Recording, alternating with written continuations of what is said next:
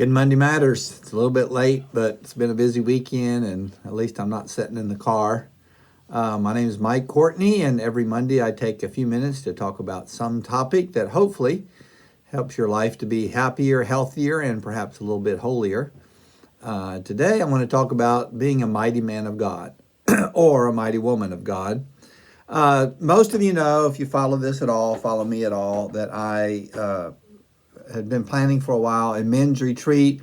On Thursday mornings, I do a Bible study, and kind of as the core group of this retreat were those Bible study guys, and they joined me. We went to Henry Horton State Park this weekend in Middle Tennessee. It was cold. It was so cold, but 30 men met together and spent the weekend trying. The theme of the weekend, I called it Finding Asbury. We talked about personal revival and how that happens and what you need to do. And I just have to tell you, it came, it happened, it just did. These men are so great. They responded. They loved each other. They prayed. They wept. If you haven't seen the pictures yet, 2 of them said, "I want to be baptized." So we went down to the Duck River and baptized 2 men. It was 45 degrees and felt colder than that. And I climbed out in the river, and 2 men came out. One of them was from St. Augustine, Florida, so he probably still hadn't thawed out. He was frozen, but it was so good. Just such a great. And the men that helped with that participated. I don't lead these things. I try to get out of the way of them. Different men talked, and every one of them, every testimony, every man that talked and led was so good, and God was in it. It's good. So it got me thinking about, and we often refer to this group as mighty men of God. In Acts chapter or 2 Samuel, when you get old, you say things that you don't even know where the word came from. Acts. Why did I say Acts? In 2 Samuel chapter 22, there's a list of David's mighty men of valor. List 80 men, says these are David's mighty men of valor. And we've kind of often in the church kind of rephrase that to talk about mighty men of God. And we often refer to these 30 men that meet on a Thursday morning as mighty men of God. So what does that mean? What does it mean to be a mighty man of God?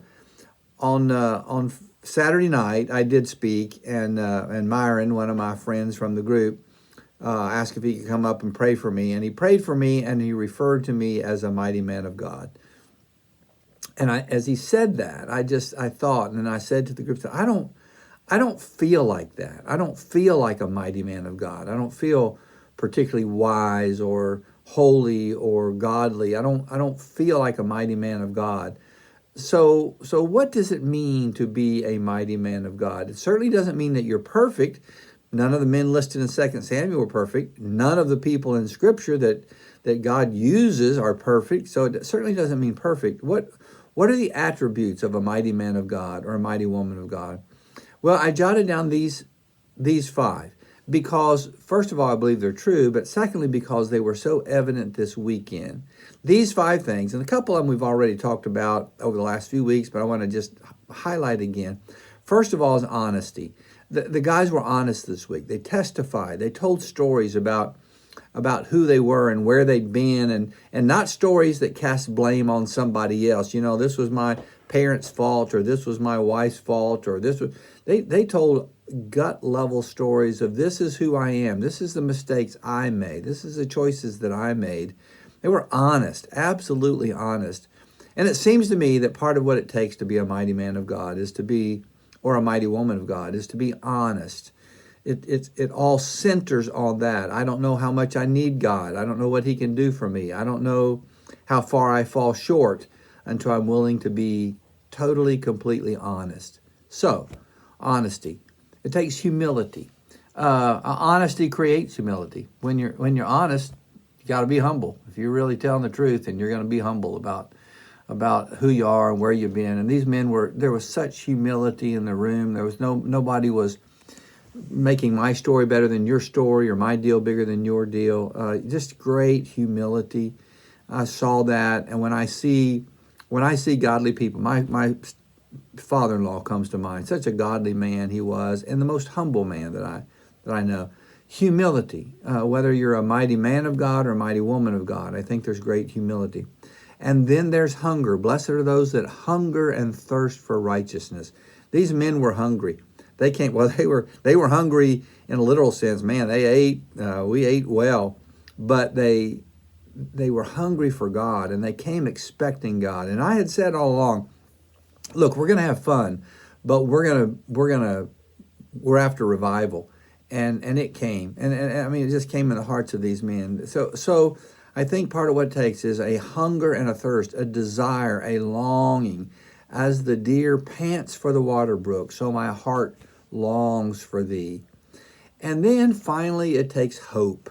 I think they expected. I think they believed. I think they were hopeful that God would come. And some of these men come from hard situations, dark situations, many of their own creation. And that's what I said. Every hardship I have gone through in the last 25 years has been my own doing, my own choices. And from their own creation, they come from dark places. But they came with great hope, anticipating that God was going to do something and move. And Paul says, and hope does not disappoint us. And it didn't disappoint us. God came, and it was good. So honesty, humility, hunger, hope, those things help a person, help a man, help a woman to be a mighty person of God. And then I would add one more to that, and that is the heart. When those things are present, God works in our heart, and he did things. It was so good. So this week, focus on being honest, humble, hungry, hopeful, and let God work in your heart. I hope you have a great week. Thanks for being a part of Monday Matters. I post something each day on Facebook that kind of refers to this. God bless you. Have a great, great day.